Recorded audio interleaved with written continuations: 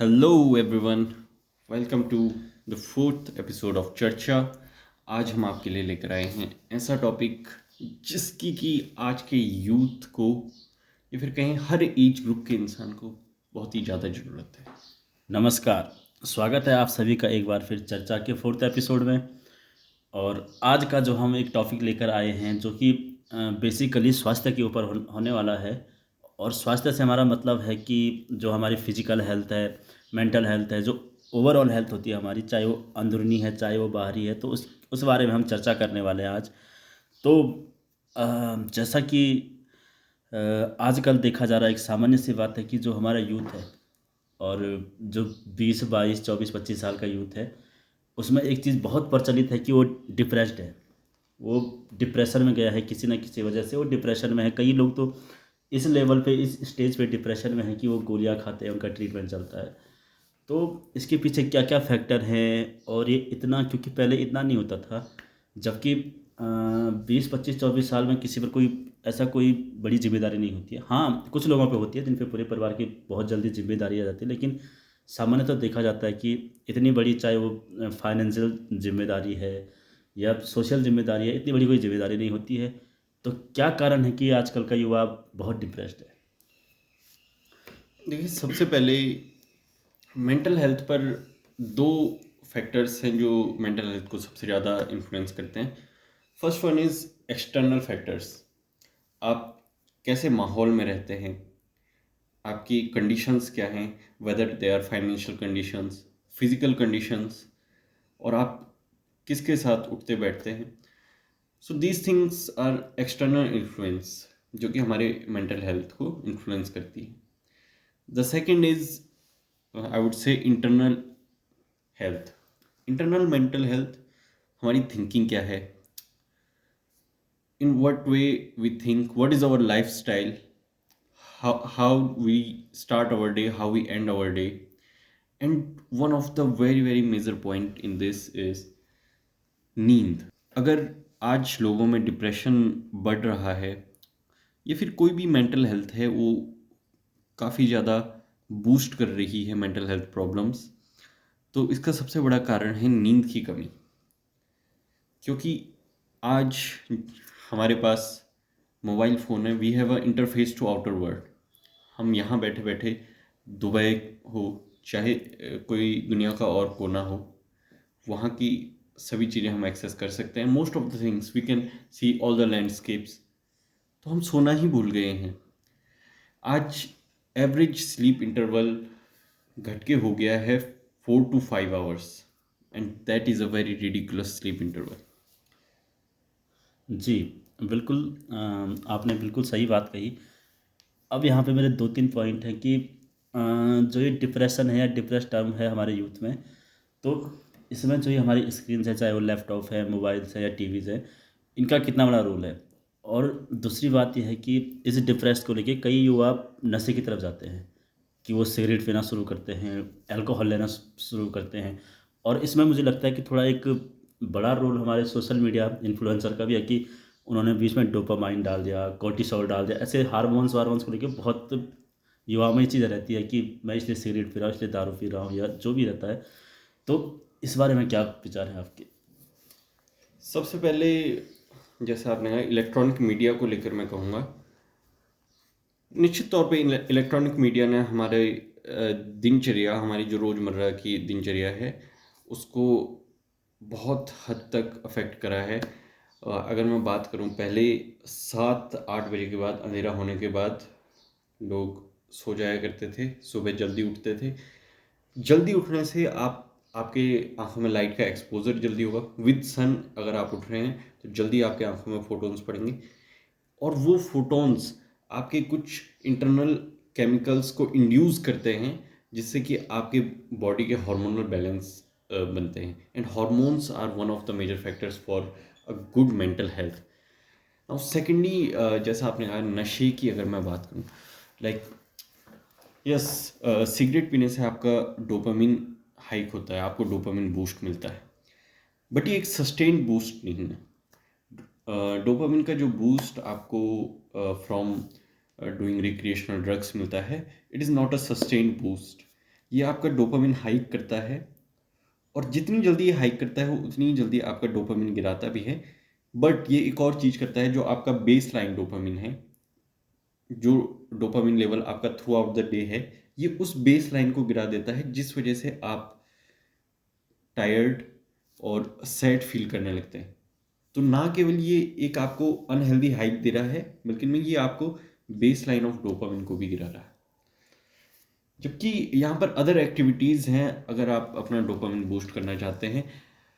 यहाँ पे डिस्क्रिप्शन में आपको लिंक मिल जाएगा। There is a very good podcast on YouTube, Huberman lab podcast. आपको डिस्क्रिप्शन में लिंक मिल जाएगा। Everything you want to know about dopamine. तो डोपामिन बूस्ट करने की हेल्दी एक्टिविटीज़ हैं, like you can do exercise, cold showers जो कि विम हॉफ ने कोल्ड प्लंजेस और कोल्ड शावर्स को काफ़ी एडवर्टाइज करा है। ये कोल्ड शावर्स लेने से आपको ना केवल एक डोपामिन बूस्ट मिलता है, but it is a sustained dopamine boost. Like if you take cold showers in the morning, it will be your dopamine boost will be sustained throughout the day. Coffee coffee आपको dopamine boost देता है, but you should watch आप दिन के किस समय में caffeine intake कर रहे हैं। जी बिल्कुल सही बात है। और संभवतः अगर कैफ़ीन की बात करें तो उसमें थोड़ा-सा आपकी जो स्लीप सर्कल है वो साइकिल है वो डिस्ट्रैक्ट हो सकती है। तो आपको बिल्कुल टाइम का ख़्याल रखना पड़ेगा कि आप किस टाइम पे ले रहे हो। कहीं आप ऐसा ना हो कि आप सोने से जस्ट पहले कैफ़ीन लो और फिर आपकी स्लीप से डिस्टर्ब हो जाए और आप सो ना पाएँ। अब जो हमारा सेकंड पॉइंट है कि ये तो मेंटल हेल्थ रही। अब हम आते हैं जो एक फ़िज़िकल हेल्थ होती है। तो वो भी अगर हम इंडिया के बारे में बात करें तो यहाँ पे लोग अनहेल्दी काफ़ी हैं। और स्पेशली हम बात करें शहरों में तो लोगों के बड़े बड़े पेट निकले हुए हैं और कई तरह कोई स्किन डिजीज़ से परेशान है तो कोई कुछ और प्रॉब्लम से परेशान है। और लोगों का खाना जो खाने का रूटीन है या खाना है वो इस प्रकार का हो गया, तना तला भुना है या फिर मसालेदार है। लोग जायके के पीछे भागते हैं और स्ट्रीट फूड बहुत चल रहा है इंडिया में, जबकि ये चीज़ें पहले नहीं थी। तो आज के टाइम पे स्ट्रीट फूड बहुत चल रहा है। तो आपको क्या लगता है कि किस प्रकार से लोगों को ध्यान रखना पड़ेगा अपना फिजिकल हेल्थ का या फूड का, स्लीप का, ये सब चीज़ें लोग कैसे सुधारें अपने रूटीन को? निश्चित रूप से आपकी फिजिकल हेल्थ आपकी मेंटल हेल्थ को भी रिफ्लेक्ट करती है। I think a healthy there is a quote, a healthy mind resides in a healthy body. जब आप फिजिकली स्वस्थ हैं, तभी आप मानसिक रूप से भी स्वस्थ हैं। अगर आप physically at your you don't feel at your fullest, तो आप कभी भी मानसिक रूप से पूरी तरह स्वस्थ महसूस कर ही नहीं सकते। That is the first point. अब सबसे बड़े फैक्टर्स जो हैं इसमें, first of all is again our routine, what is our daily routine. Second is what we ingest, हम क्या खा रहे हैं, हमारा खान पान क्या है। हम जो भी चीज़ अपने मुंह से इंजेस्ट कर रहे हैं, अपने अंदर डाल रहे हैं, ये चीज़ हमारी ओवरऑल हेल्थ को बहुत ज़्यादा अफेक्ट करती है। हमें रियलाइज़ नहीं होता है, but slowly these things affect lot. अब यहाँ पर अगर हम अपनी सोसाइटी में देखें, in India in general, if we talk about India, तो इंडिया में वर्कआउट करना पसंद नहीं है लोगों को। जैसा आपने कहा कि तोंद के साथ घूम रहे होते हैं लोग। It is a culture of India, there is no culture of working out, like vigorous workout. But इसका एक कारण ये है कि इंडिया में जो लाइफस्टाइल थी, उसमें आपको वर्कआउट अलग से ऐड करने की आवश्यकता नहीं। आपकी पहले लाइफस्टाइल ही आपके वर्क, जो present current modern day workouts हैं, उसके इक्विवेलेंट होती थी। चाहे आप खेत में हल लगा रहे हों, चाहे आप बोझा ढो रहे हों। Like India is dependent on agriculture and other physical activities mostly from the ancient times. तो इसीलिए यहाँ के कल्चर में एक डिफरेंट वर्कआउट शेड्यूल का कल्चर नहीं रहा, जिस वजह से through the line, below the line भी ये चीज़ें आ नहीं पाई। इसीलिए लोग यहाँ पे मानते हैं कि हेल्दी वही है जिसकी तोन निकली हुई है. Like tone is not a bad thing if you have healthy, if you are feeling at your fullest. Even if you have some fats on your skin, a good fat is never going to harm you. Excessive fats inside your arteries and veins, it is going to harm you. So first of all ये है आपकी exercise को लेकर के जो awareness नहीं है, जो वर्कआउट को लेकर के अवेयरनेस नहीं. सेकंड, हमारी ईटिंग हैबिट्स और जो हमारे फूड्स में न्यूट्रिएंट्स है. न्यूट्रिएंट्स, एक स्टडी में ये पाया गया कि इंडिया में जो भी फूड उगाया जा रहा है करेंटली, इसमें न्यूट्रिएंट्स एवरेज से 30% बिलो आ गए. मतलब अगर उसी फूड को हम 20वीं शताब्दी में उसी फूड का मेज़रमेंट लेते, तो वो जो न्यूट्रिएंट लेवल्स हैं वो तब से 30% कम आ चुके हैं. और ये एवरेज है, ऑन एन एवरेज 30% कम आए हैं. हो सकता है कि कोई न्यूट्रिएंट किसी अदर न्यूट्रिएंट से ज़्यादा ड्रॉप हो गया हो. तो इनटेक में एक तो हम काफ़ी ज़्यादा खाद वाली सब्जियां इनटेक कर रहे हैं, खाद वाले like commercially grown rice and grains हम ingest कर रहे हैं. And we don't have other choice, like not everyone can afford organic, not everyone can eat homegrown vegetables. So our ingestion is in other perspectives. हम क्या ingest कर रहे हैं? हम बहुत ज़्यादा तला भुना ingest कर रहे हैं जो इंडियन कुजीन है. आप समोसे ले लें, आप जाते हैं टिक्की खाते हैं, आप स्ट्रीट फूड कोई भी ले लें, these are very unhealthy. Plus maida is a very very integrated part of Indian cuisine. I don't know why. मैदा आपको ऐसे कार्ब्स दे रहा है जो कि विदाउट फाइबर्स हैं. नाउ अ कार्ब्स विदाउट फाइबर्स, ये पचने में ज़्यादा टाइम लगाएगा, और ये जितना टाइम आप पचने में लगाएगा ये उतना आपके मेटाबॉलिज्म को भी गिराएगा. और इन द लॉन्ग टर्म जो ये मैदा आपको कॉम्प्लेक्स और सिंपल कार्ब्स का मिक्सचर जो दे रहा है, तो आप कॉम्प्लेक्स कार्ब्स के साथ सिंपल कार्ब्स भी बहुत ज़्यादा इंजेस्ट कर रहे हैं, जिस वजह से कि आपका हार्ट काफ़ी तनाव में आ जाएगा इस वजह से. जी, बिल्कुल बिल्कुल हम आप सभी सहमत होंगे कि आजकल का जो खान पान है वो बहुत ही लो स्तर पर है, बहुत ही निचले स्तर पर है. और आपने देखा होगा कि इंडिया में जो हमारे मनपसंद फूड होते हैं जलेबी, तो अगर आप जलेबी की बात करें तो जलेबी में न्यूट्रिशन वैल्यू जीरो है. उसमें ना आपको उसमें प्रोटीन मिलेगा, ना उसमें कार्ब्स मिलेगा, ना गुड फैट, कुछ नहीं है उसमें. शुगर है, और शुगर आपको पता है किस लेवल पर आपके इंसुलिन लेवल को स्पाइक करता है. तो अब जो मेरा दूसरा सवाल है कि जो हमारे यूथ हैं वो जिम जाते हैं, तो जब जिम जाते हैं तो वहाँ पे एक्सरसाइज करते हैं, तो जो हमारे सो कॉल्ड ट्रेनर होते हैं उनको खुद पता नहीं है कि सही चीज़ है क्या, गलत चीज़ है क्या है. तो जो नए बच्चे जिम में जाते हैं तो जो ट्रेनर हैं वो कहते हैं कि आप एस्टेरॉयड लीजिए या इस प्रकार की चीज़ें लीजिए, जिससे कि आपकी जो एक अच्छी फिजिक है वो जल्दी डेवलप हो, आपके जो मसल्स हैं वो जल्दी ग्रो करेंगे, जल्दी रिपेयर होंगे. तो आपको एस्टेरॉयड लेने पड़ेंगे, जो कि एक बहुत ही बड़े स्तर पे हानिकारक है. और हमने देखा है कि पिछले काफ़ी टाइम से जो बड़े बड़े बॉडी बिल्डर हैं कंपटीशन में रहते हैं, तो उनको हार्ट अटैक भी आ रहे हैं. ऐसे काफ़ी केस हुए हैं कि जहाँ पे ऑन स्टेज भी वो फॉल डाउन कर गए हमारे जो कॉम्पिटिटर होते हैं.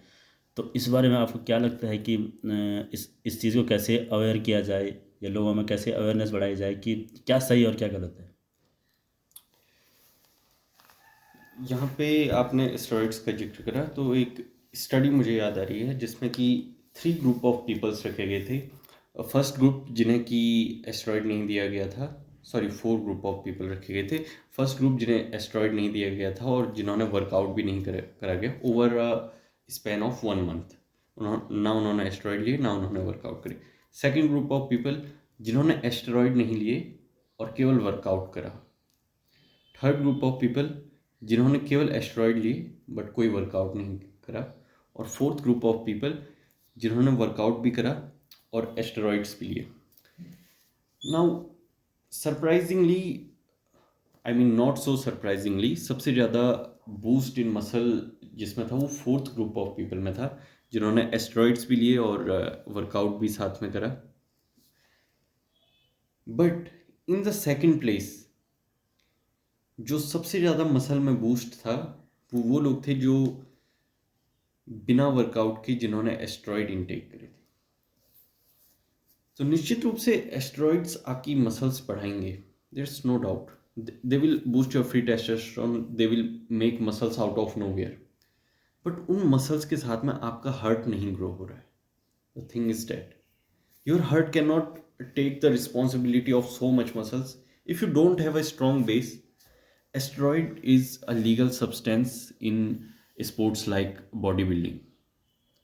It is not illegal substance, but you should know when to take it and how much to take.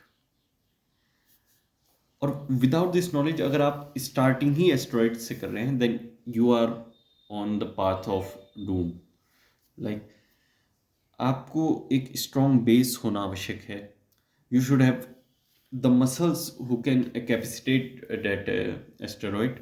You should have heart that have that much cardiac capabilities that it can take responsibilities of more muscles you put. तो ये reason है कि आजकल जैसे आपने बताया कि काफ़ी सारे बॉडी बिल्डर्स स्टेज पे हार्ट अटैक आ जाता है उन्हें। Not only body builders but आम लोग भी काफ़ी सारे हार्ट अटैक से कई यूथ्स में आजकल देखा जा रहा है और लोग समझ नहीं पा रहे हैं कि ये हो क्यों रहा है। इज़ इट एनी डिजीज़ और एनी वायरस? ये कुछ नहीं है, ये हमारी गलत दिनचर्या और ये एस्टेरॉइड यूज़ करने की जो गलत चॉइस है, बस इसी का नतीजा है। जी, बिल्कुल। तो अगर इस बात को और आगे ले जाएँ तो ये समझना होगा कि अगर आप एक सामान्य इंसान हैं और आप जिम इसलिए जाते हैं कि आपको फिट रहना है या आपको एक अच्छी फिजिक पानी है, तो और आपको कहीं भी फ्यूचर में कोई भी आपका ऐसा गोल नहीं है कि आपको कंपटीशन में जाना है या किसी भी प्रकार की प्रतियोगिता में compete करना है, तो ये चीज़ ध्यान रखनी होगी कि आपको बिल्कुल एस्टेरॉइड की तरफ नहीं देखना है। आप नेचुरली भी अपने एक गुड फिजिक को पा सकते हैं। तो अ, अगर मैं कहूँ कि या मैं आपसे पूछूँ कि हमारा जो यूथ है और यूथ ही नहीं, कोई भी एज ग्रुप है, अगर उनको 5 चीज़ें बताने हो कैसे हेल्दी रहे, चाहे वो मेंटल हेल्थ है, चाहे वो फिजिक हेल्थ है, तो आप क्या एडवाइस देंगे कि कैसे हेल्थ रहे? तो 5 चीज़ें सबसे पहले मैं कहूँगा कि get at least 8 hours of sleep if you can, and if not 8 then try to get 7 hours of sleep. कम से कम 8 घंटे की नींद अवश्य लें। जो सेकंड चीज़ मैं कहूँगा कि पूरे दिन में अपना वाटर इनटेक बढ़ा दें। आप वाटर पीते रहिए, ये कोई नुकसान नहीं करेगा आपको, बस आपके जो अंदर टॉक्सिन्स हैं आपके पेट में, ये उनको फ्लश करता रहेगा। जो एक्स्ट्रा सॉल्ट्स, जो एक्स्ट्रा सोडियम्स आपके बॉडी में एक्यूमुलेट हो रहे हैं उनको फ्लश करेगा। The third is everyone should work out if they can. Again ये सभी पे लागू नहीं होता है। अगर आप कर सकते हैं, अगर आपकी बॉडी, आपकी कंडीशंस, आपकी फिजिकल कंडीशंस इजाज़त देती हैं तो आपको वर्कआउट करना चाहिए। फोर्थ इज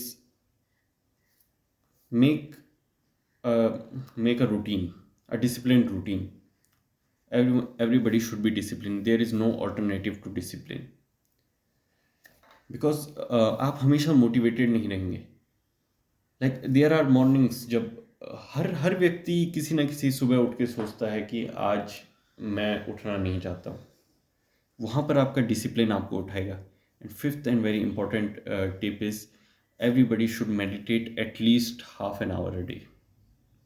मेडिटेशन से आप अपने माइंड में जो भी थॉट्स हैं उनको फ्लश करिए। Empty your mind for a second, breathe and just go inside your mind, let your brain rest. We are not giving the rest to our brains, and please try to consume less of social media. कम से कम समय आप social media में रहें तो ये आपकी mental health के लिए सबसे अच्छा होगा। जी, बिल्कुल। अगर आप इन तथ्यों पर गौर करेंगे या इन तथ्यों को अपनी डेली लाइफ में लाएंगे तो हम पाएंगे कि काफ़ी बेनिफिट इससे मिलेगा कि अच्छा खाएं, अच्छे टाइम पे सोएं, एक रूटीन बनाएं, मेडिटेशन करें और कोशिश करें कि वर्कआउट कर पाएँ। तो मेडिटेशन से एक चीज़ दिमाग में आती है कि भारत में जो एक आजकल बहुत बड़ा टॉपिक है, या हम इसको विश्व स्तर पर ले गए हैं, योगा।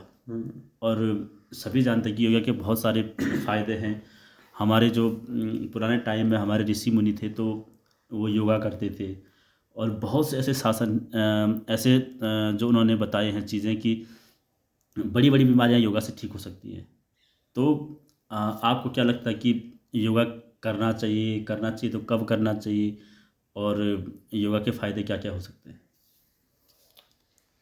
अरे मैं कहूँगा कि सबसे पहले तो जो जिसको हम योगा कह रहे हैं, आई मीन योग इन हिंदी, वेस्ट में योगा जिसे कहा जाता है, ये अष्टांग योग का सिर्फ एक पार्ट हमने एक्सेस करा है, जो है प्राणायाम। यम नियम आसन एवं प्राणायाम, ये अष्टांग योग के अंग हैं। इनमें से हमने प्राणायाम को एक्सेस करा है। नो, योगा में आप देखते होंगे आसन है। आसन जो कि आपके टेंडन्स की मोबिलिटी को बढ़ाते हैं, आपके टेंडन्स के ओवरऑल रिकवरी पावर को बढ़ाते हैं, जो कि आपको लॉन्जेविटी देने में भी मदद करते हैं। आप ज़्यादा समय तक एक स्वस्थ मनुष्य के रूप में इस धरती पर रह सकते हैं।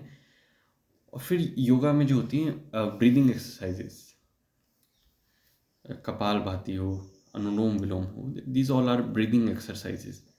तो ब्रीदिंग एक्सरसाइजेज आपकी बॉडी को जिस प्रकार से एनर्जाइज करती है, I don't think that there is any drug और any caffeine out there which can give you that kind of energy. आप 2 मिनट कोई भी ब्रीदिंग एक्सरसाइज करके देखिए, it will blow your mind. आपके माइंड में वो क्लियरिटी होगी जो आपने शायद सोचा नहीं होगा कि संभव है। So everybody should practice yoga, or at least once try it. And if it doesn't suit you, you can switch back from it. But you should at least try it once. जी बिल्कुल। तो बस आज के लिए इतना ही रखते हैं, और उम्मीद करते हैं कि आपको हमारा ये जो डिस्कशन था, ये हमारा टॉपिक था पॉडकास्ट का कि मेंटल हेल्थ और फिजिकल हेल्थ को लेकर, वो बहुत पसंद आया होगा। और उम्मीद रहेगी कि आप अपना प्यार और अपना बहुमूल्य समय हमें देंगे। और